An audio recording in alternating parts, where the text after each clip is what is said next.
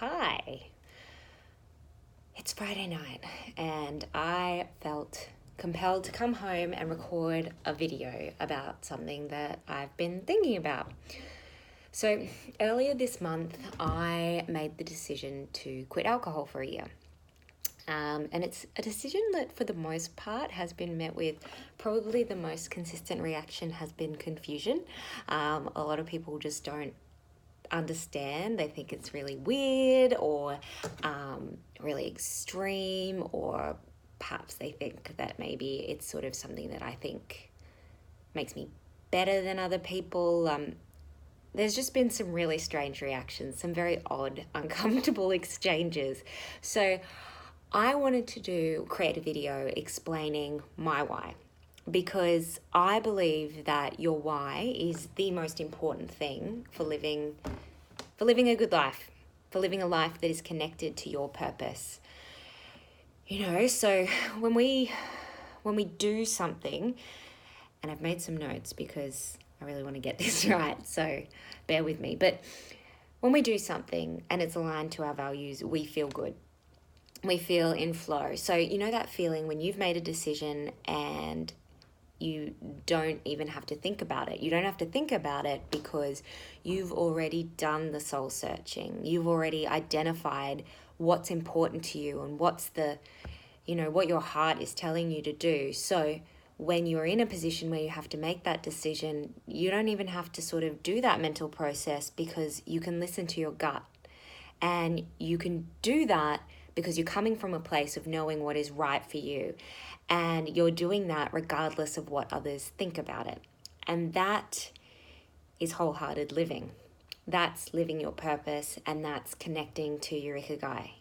It's being in flow every day and showing up, doing what you know is right for you, regardless of how others might perceive it, or whether they might think you're silly or extreme, or whether maybe you had a secret alcohol problem that they didn't know about. I don't know. But yes, back to alcohol. So why did I decide to quit? Well, I guess the main answer is that it just didn't feel right for me anymore. I was getting these little nudges from the universe, and it's the same sort of feeling that I had when I knew that I wanted to start WhitneyQuayle.com. And you've probably had the same sort of feeling if you've ever felt compelled to leave a job or end a relationship, or maybe you felt compelled to do something. It's a bit of intuition and drive. It's like a little nudge. And I was getting that all the time about alcohol. Like, I kept thinking how much I would love to quit. I would read about these people that I admire and how they didn't drink alcohol anymore. And, I was dreading social occasions because I was like, oh, I have to drink then. They don't. And it really clicked for me how absurd it was when I actually had this thought. It'll be great when I'm pregnant one day, because then I'll have an excuse not to drink.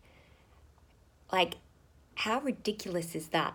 I don't have to drink. No one has to drink. Why would I think that? Like, how old am I? Anyway, so, when I had that thought, I was like, okay, this is my intuition telling me that this is something I need to do. So I don't drink that much to begin with.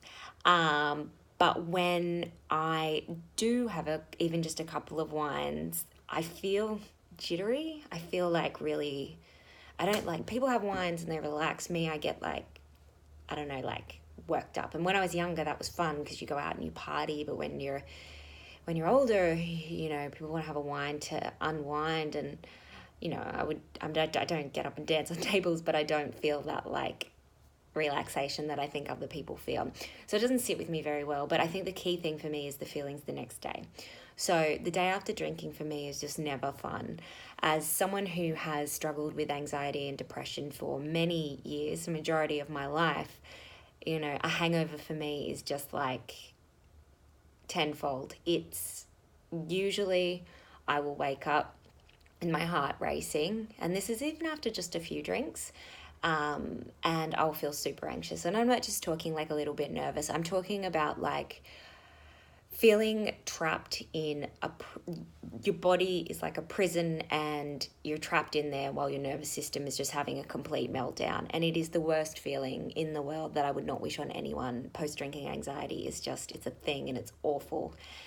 So that's awful. And then once that eventually mercifully passes, it's followed usually by a bout of feeling really depressed, either really, deep sadness, or just apathy, just nothingness, just uninspired, not feeling like I really want to do anything. But the worst part, I think, about drinking, and the real sort of motivator for me, was the disconnection that I feel.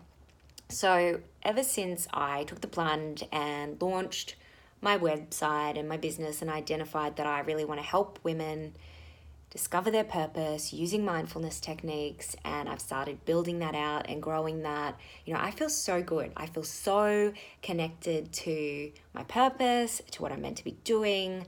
Like, I just feel awesome. And when I drink, and even a couple of glasses of wine, I feel like that just gets cut off. It's like all this beautiful momentum and connection and like flow is just, it's like, they pour the wine on it and it extinguishes. And it takes me, depending on how many drinks I've had, it takes me a few days to get that back. And I don't know, I love that feeling. And for me, that feeling is much greater than the high of having a few drinks. And that's not to say that that's better, that other people should do that, but that's just how it works for me.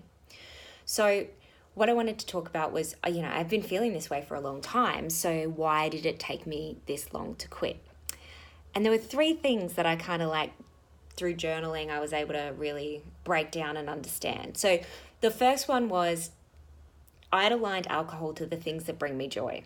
So I thought that by quitting alcohol, I couldn't go out and enjoy a lovely, expensive dinner with my husband. I couldn't have, wine, cheese, and gossip with girlfriends. I couldn't, go to a party. It wasn't much of a conscious thought, because obviously those things are silly to think that, but in my head, I had connected and enmeshed all those things. So it took me a bit of time and a bit of journaling to really understand that you can separate those things. It's not necessarily the alcohol that I'm enjoying when I go out for a nice dinner. It's the connection with my husband and the nice food and, the time that we have there. Yes, wine is a nice part of that, but it's not the entire part of that. So separating those things was a really big step for me, and going, oh, actually, that doesn't have to stop or impact that as much as I was thinking it would. The second thing was, and any ladies who are married and over 30 like me will probably be able to relate, and it's actually really ridiculous, but it's real, it's life. But I thought people would just assume I'm pregnant, and I had to kind of drink to prove that I wasn't. So I would get people would go around, do you want a wine? And if I was to say no, I'd get this anxiety, I've got to stand up and tell the whole table that I'm not pregnant, because when you're 30 and you're married, everyone thinks you're pregnant and asks when you're pregnant and tells you should be getting pregnant. So that was something that was always on the back of my mind. Ridiculous, but that's what was coming up for me. So that was another thing where I just thought, you know what, I'll just tell people why I'm not drinking. And the last reason why I think I held back from making this decision was because that I was fearing judgment. So I thought, and some of this may be true, but I think at the end of the day, the people who really love you for who you are won't judge you if you do something that for the right reasons. So for instance, I just thought that people would not want to connect with me, but I think the people who don't want to connect with me because I'm not having a wine are probably not the people that I really will have those true heartfelt connections with. Like the best example of this is Kev, my husband. He was so supportive of this decision, and he loves a wine, and we enjoy wine together all the time. And I thought that he would be like really disappointed, like I'd impacted our relationship, but he didn't even bat an eyelid. He's like, yeah, if that's the best decision for you, that's good. Awesome. Go you. Like, the people who love you will respond. Oh, a little like bug thing. The people who love you will respond that way. It's a great indicator, those who matter don't mind, and those who mind don't matter. So, yeah. So obviously I'm by no means anti-drinking. My friends, my family, they all enjoy a drink, and that's fine. That's their choice. Like I myself would continue to enjoy a wine if I didn't feel so terrible when I consumed it. But unfortunately I do feel really bad when I drink, and I'm coming to realize that I love myself more than I love the taste of Sauv Blanc. So, the reason why, I guess to anyone out there, this isn't a recommendation. I'm not telling people what to do. I'm not telling you that this is the right way forward.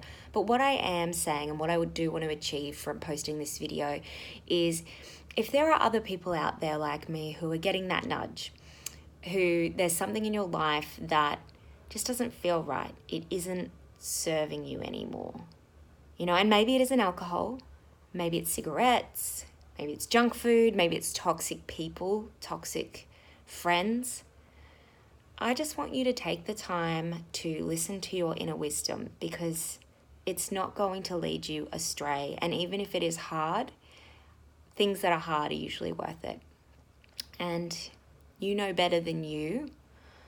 You know better than anyone what is best for you. So have faith in that. Carve out some quiet time for yourself to meditate, to journal, tap into that. And yeah, if there is something in your life that is out of alignment, I hope you have the courage to do what you know is best for you, so that you can live your most connected and fulfilled life. Have a wonderful weekend, everyone.